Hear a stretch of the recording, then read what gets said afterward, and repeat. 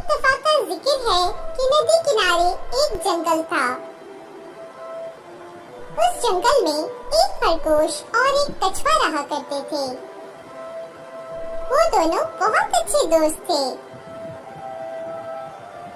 خرگوش سارا دن اچھل کود کرتا، بھاگتا دوڑتا اور مستیاں کرتا تھا اور اپنی ان پھرتیوں پر بہت ناز کرتا تھا اور اپنے دوست کچھوے کا اس کی سست روی پر مذاق اڑاتا تھا۔ کچھوا اس کی باتوں کو نظر انداز کرتا اور اپنے کاموں میں لگا رہتا تھا۔ ایک دن جب خرگوش اپنے دوست کچھوے کی سست رفتاری پر اس کا مذاق اڑا رہا تھا تو وہاں موجود ان کے ایک دوست چوہے نے کہا کہ وہ دونوں آج ایک دوڑ لگائیں، جو جیتے گا اسے انعام ملے گا۔ خرگوش یہ سن کر ہنسنے لگا اور دوڑ کے لیے تیار ہو گیا۔ اب جنگل کے ایک کونے سے دوڑ شروع ہوئی۔ انہیں جنگل کے دوسرے کونے تک جانا تھا۔ خرگوش اپنی تیز رفتاری سے بہت آگے نکل گیا۔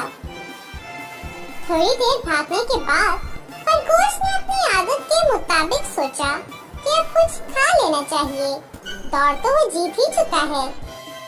اس نے پیٹ بھر کر گاجریں کھائیں اور اسے نیند آ گئی۔ دوسری طرف کچھوا اپنی سست رفتاری مگر مستقل مزاجی سے چلتا رہا اور دوڑ ختم کر لی۔ اس کا استقبال سارے دوستوں نے خوشی کے نعرے لگا کر کیا۔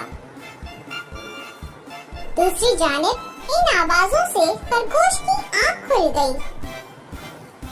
بھاگتا دوڑتا جب جنگل کے کونے پہ پہنچا تو کچھوے کو انعام دیا جا رہا تھا۔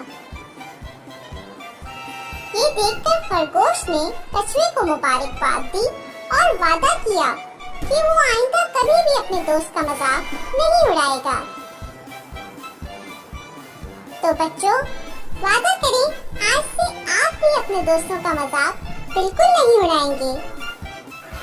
آپ جلدی سے چینل کو سبسکرائب